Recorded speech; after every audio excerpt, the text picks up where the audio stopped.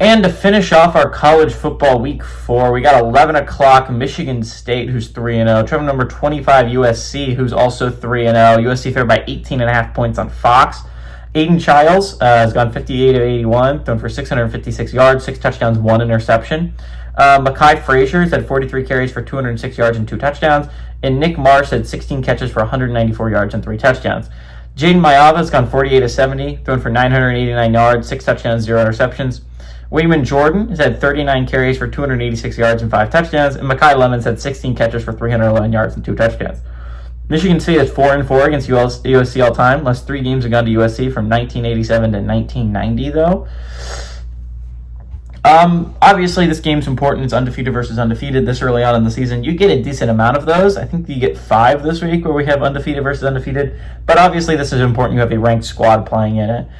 Michigan State is kind of the most disrespected of the Power 4 undefeateds, and while I don't think that's super fair, I don't think you get to 3-0 by luck, unless you played a lot of bad teams, and they didn't. They scheduled Boston College out of conference. That's not a pathetic out of conference win for Michigan State.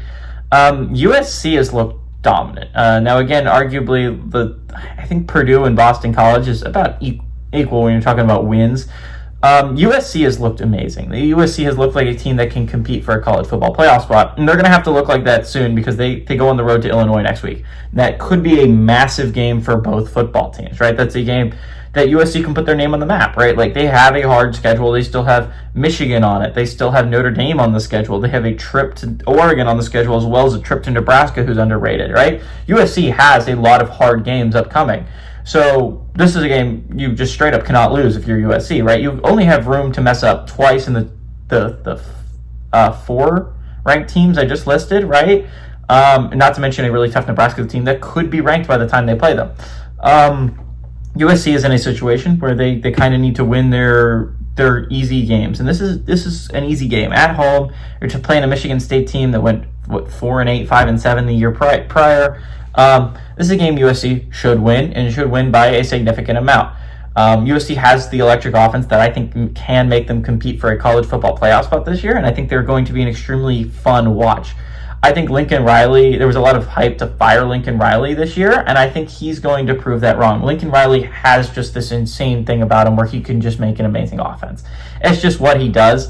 So I don't know. I love the Trojans here, and honestly, I don't like the Spartans versus Trojans, by the way, is a fun storyline.